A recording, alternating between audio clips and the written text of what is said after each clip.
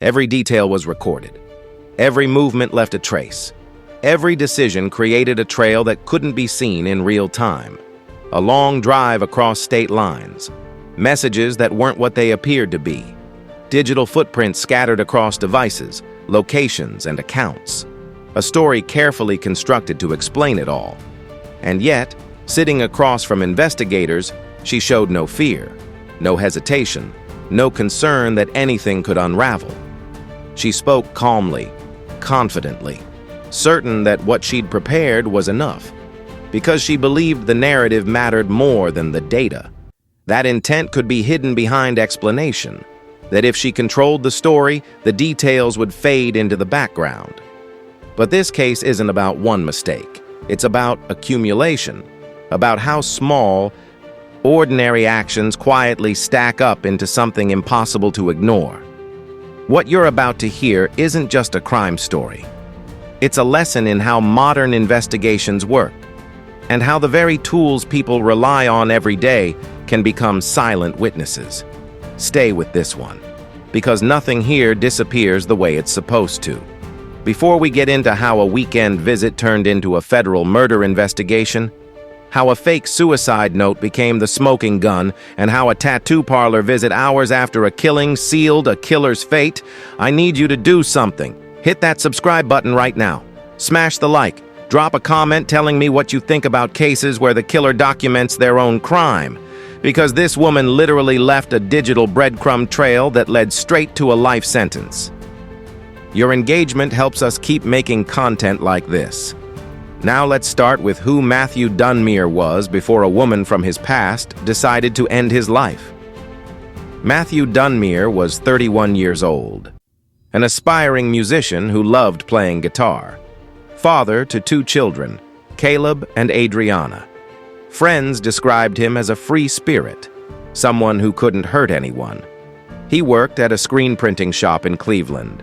According to his co-worker Jaime Megaros, Matthew had been working on sobriety. He was proud of it, told friends he had his whole life ahead of him. Matthew's best friend, Andrew Murphy, said he was a good person and a good leader. He was such a nice person, giving, supportive. He was like our cheerleader, you know? He always put other people first, then himself.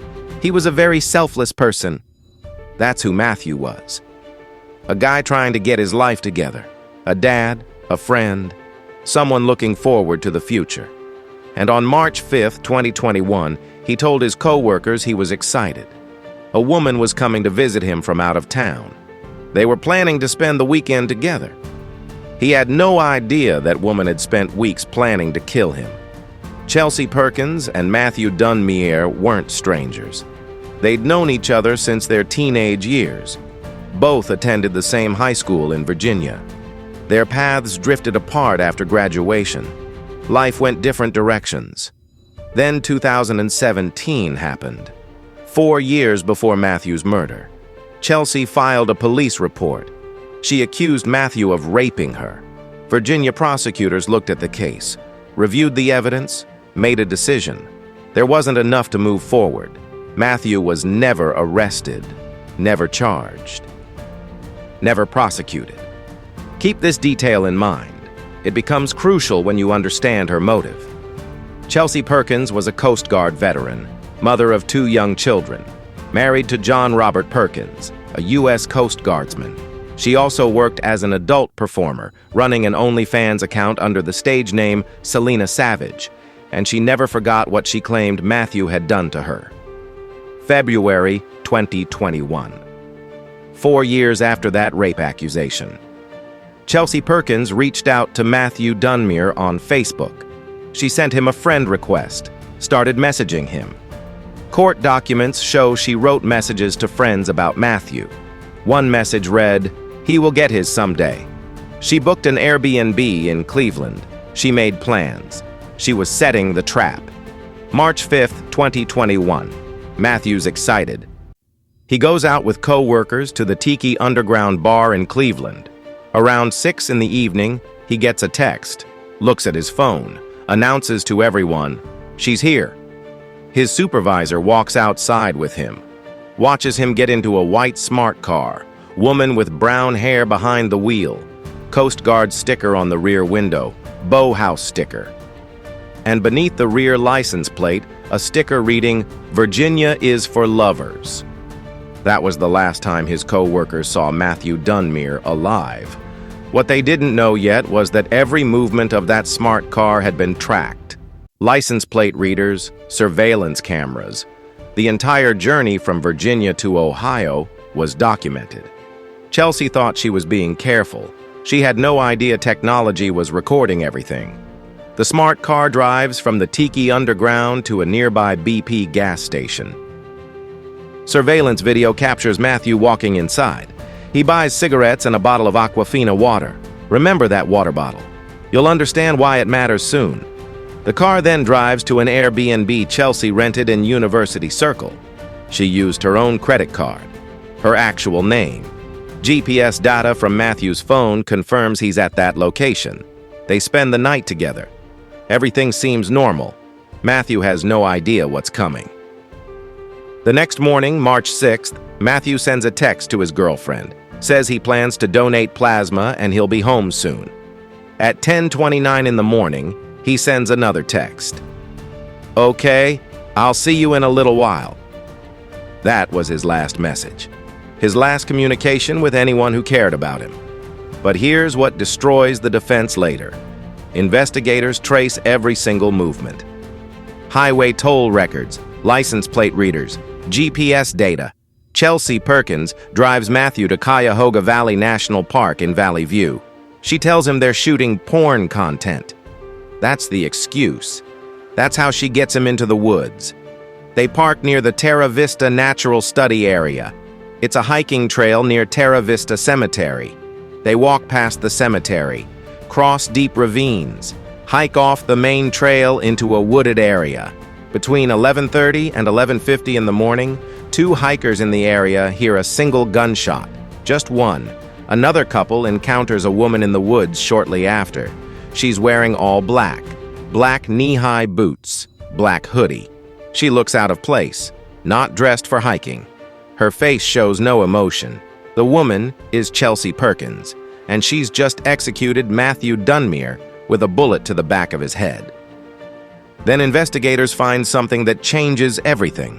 Easy Pass records show the white smart car leaving Ohio immediately after the shooting. It travels east, into Michigan. Chelsea Perkins drives to a tattoo parlor in Metro Detroit. She'd contacted her tattoo artist earlier that morning, told him she was in Cleveland and was going to make a stop first before driving to Michigan. The stop was the murder. At the tattoo parlor, Chelsea gets a specific tattoo inked on her forearm, a noose, the symbol of death by hanging, the symbol of execution. She gets this tattoo the same day she executes Matthew Dunmire. Think about that. She murders a man in the woods, then drives to another state to memorialize the killing with permanent ink on her body. Family Inc. employees are later questioned by the FBI. They confirm Chelsea came in for the tattoo. They confirm the date. From Michigan, the smart car travels back to Virginia. Easy Pass records document the entire cross-country trip. Chelsea thinks she's gotten away with it. She has no idea the digital net is already closing around her. There's one more piece prosecutors use. One more piece of evidence that reveals Chelsea's planning and her consciousness of guilt. March 9th, 2021. 3 days after the shooting, hikers discover a body in the wooded area of Cuyahoga Valley National Park. Valley View Police Department responds. The deceased male is wearing black fingerless gloves, black leather jacket, black hoodie, black jeans, black boots. ID card in his pocket identifies him as Matthew John Dunmire. He has a single gunshot wound to the back of the head. Next to his body is a plastic Aquafina water bottle. Remember that bottle from the BP station? Here's why it matters. The FBI Cleveland Division takes over the investigation. Because the murder occurred on federal land, it becomes a federal case. Agents start with the co-workers. They learn about the woman who picked Matthew up in the white smart car. They obtain surveillance footage from the BP station. The license plate is visible. The car comes back registered to a U.S. Coast Guardsman in Arlington, Virginia. His wife? Chelsea Perkins. Agents show Matthew's co-workers a photo lineup. They identify Chelsea Perkins as the woman they saw with Matthew. Witnesses at the park also identify her. The couple who saw the woman in black clothing confirms it was Chelsea Perkins. Then comes the physical evidence, the part that seals her fate. Forensic testing on the Aquafina water bottle finds both Matthew's and Chelsea's DNA on the mouth and cap. Her DNA is also found on Matthew Dunmire's jacket, under his fingernails. The GPS data, the surveillance cameras, the license plate readers, all of it builds a timeline prosecutors use to prove premeditation. March 30th, 2021. Federal agents execute a search warrant at Chelsea Perkins's home in Arlington, Virginia. The white smart car sits parked outside. Inside the residence, agents find 3 9mm pistols. One is inside a woman's purse. That purse also contains Chelsea Perkins's photo identification. Agents seize all 3 firearms, send them for ballistics testing. The results come back positive. One of the guns matches the bullet recovered from Matthew Dunmire's skull. The markings on the bullet are identical to test fires from that specific weapon. Forensic testing finds Chelsea Perkins' DNA on that firearm, but investigators have one more piece, the piece that proves this was planned from the start.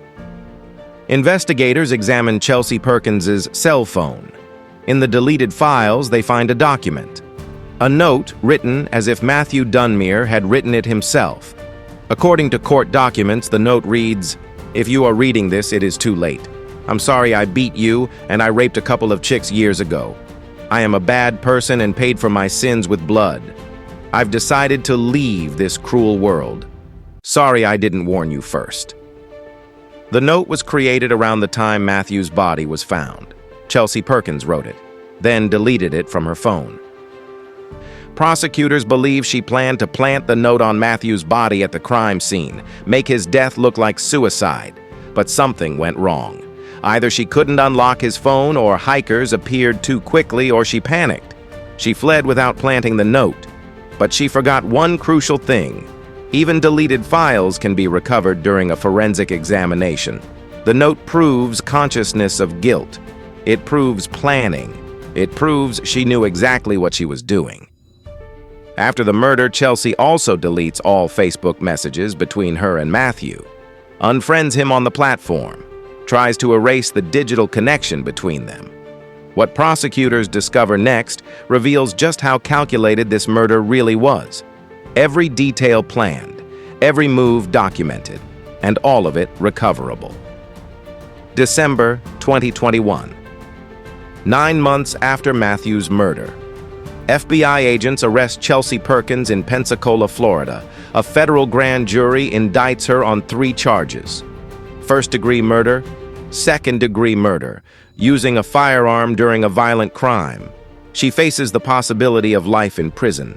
Prosecutors even consider seeking the death penalty.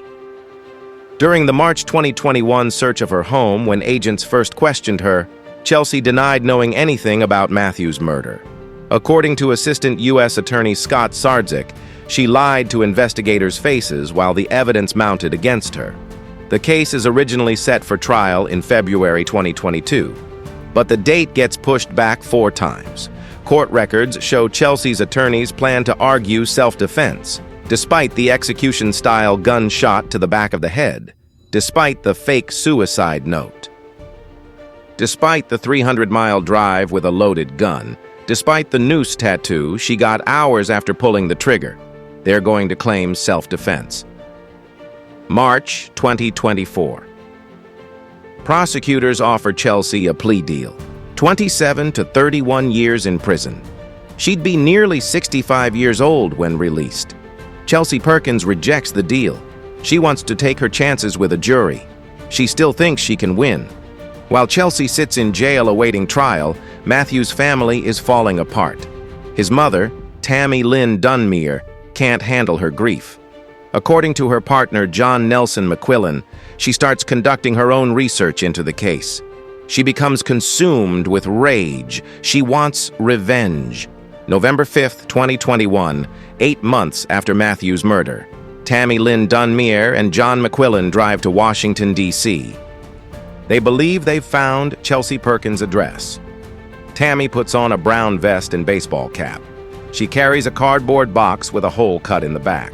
She knocks on the door of an apartment in the Kingman Park neighborhood. When a woman answers, Tammy introduces herself as a UPS delivery driver. Then she fires 2 shots from a silver revolver concealed in the box. The shots hit the woman twice in the abdomen. The problem? The woman who answered the door isn't Chelsea Perkins. Tammy has shot a completely innocent woman who has nothing to do with her son's murder. Tammy and McQuillan flee. They switch license plates on their vehicle, but police track them down within hours. As officers close in, Tammy Lynn Dunmire shoots herself in the head. She dies in the hospital 2 weeks later. The innocent woman she shot survives her injuries. John Nelson McQuillan pleads guilty to accessory after the fact to assault with intent to kill. He's sentenced to 3 years and 6 months in federal prison. Matthew's uncle, Dan Dunmire, later says the family has been through hell. Lost Matthew, then lost his mother just months later. The ripple effects of Chelsea's actions have reached far beyond that hiking trail. But prosecutors are still focused on one thing: making sure Chelsea Perkins answers for what she's done. Hold up. We're halfway through this case and it's about to take another turn. If you're still watching, I need you to do something right now. Hit that like button if you haven't already. Share this video with someone who's fascinated by how digital evidence solves crimes. Drop a comment. Tell me what you think. Should someone who plans a murder this carefully ever be eligible for parole? Should the fake suicide note alone be enough for a life sentence? Your thoughts matter. Drop them below. Now let's get to the moment Chelsea Perkins finally realizes she can't beat the evidence. May 2025. Less than a week before her case is finally set to go to trial, Chelsea Perkins changes her strategy. She pleads guilty. Second-degree murder.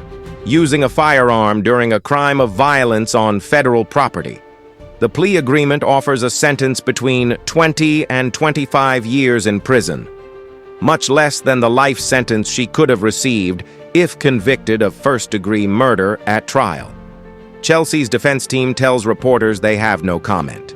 The U.S. Attorney's Office confirms the guilty plea. Sentencing is scheduled for September 9, 2025.